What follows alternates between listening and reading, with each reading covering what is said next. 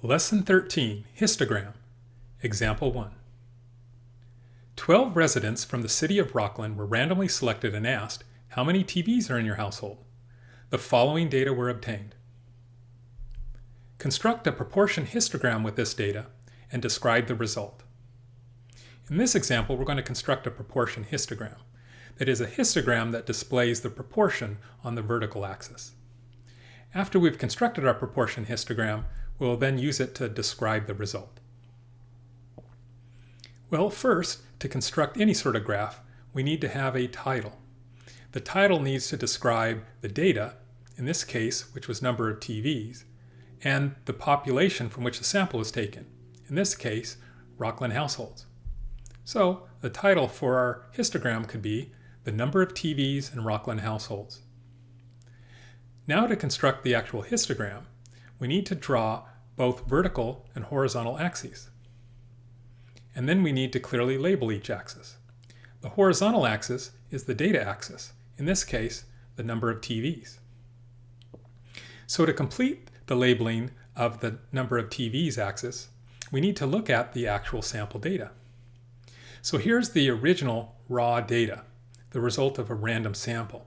So the data is in random order. So to organize and display the data in a clearer way, we're going to sort or order the data. So we look at the data and we go from the minimum value, which is 1 TV, to the maximum data value, which is 5 TVs. And so in order, we can label the horizontal or number of TVs axis from 1 to 5. Now we can associate each one of these positions on the horizontal axis with a particular data value. So as we go through the data one by one, we could see where the 2 TV and 3 TV households, and 1 and more 2, and the 5 and 3 and 4 and 1 and 2 and 4, and finally another 3 TV household. Looking at the data in this way, we can see the frequency or the number of households that contain the various number of TVs. So here, on the vertical axis, the lowest frequency is always 0, and then we count all the way to the maximum frequency, in this case, which was 4. So we can label the vertical axis 0, 1, 2, 3, and 4, corresponding to the frequencies or counts of each of the data values that belong to each of the particular results. But we were asked not to produce a frequency histogram, but a proportion histogram.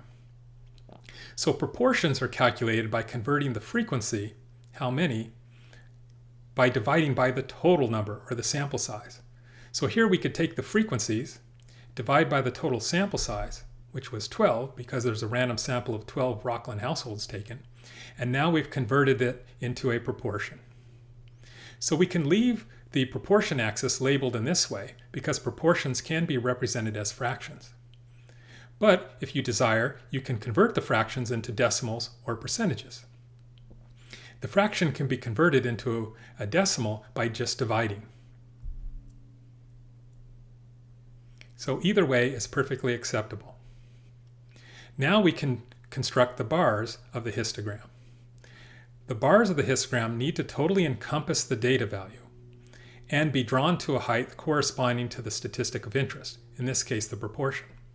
So beginning with the 1 TV households, we draw our first bar totally surrounding the 1 on the horizontal axis to a height of the 0.167, which was representing the 2 out of the 12 households that contained 1 TV.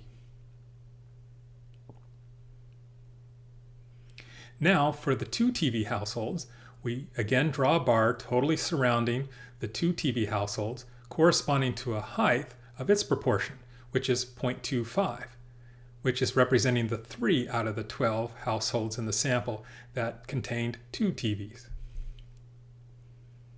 We also draw the bars in a histogram touching each other because histograms are constructed from quantitative data, and quantitative or numerical data follow in order. So 1 turns into 2, 2 turns into 3, and so on.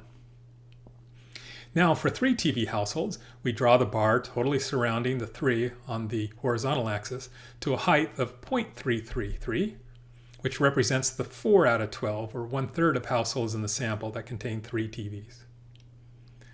The bar drawn for the 4 TV households is drawn totally surrounding the 4 on the horizontal axis to a height of the 0.167, corresponding to the proportion of households in the sample that contain 4 TVs.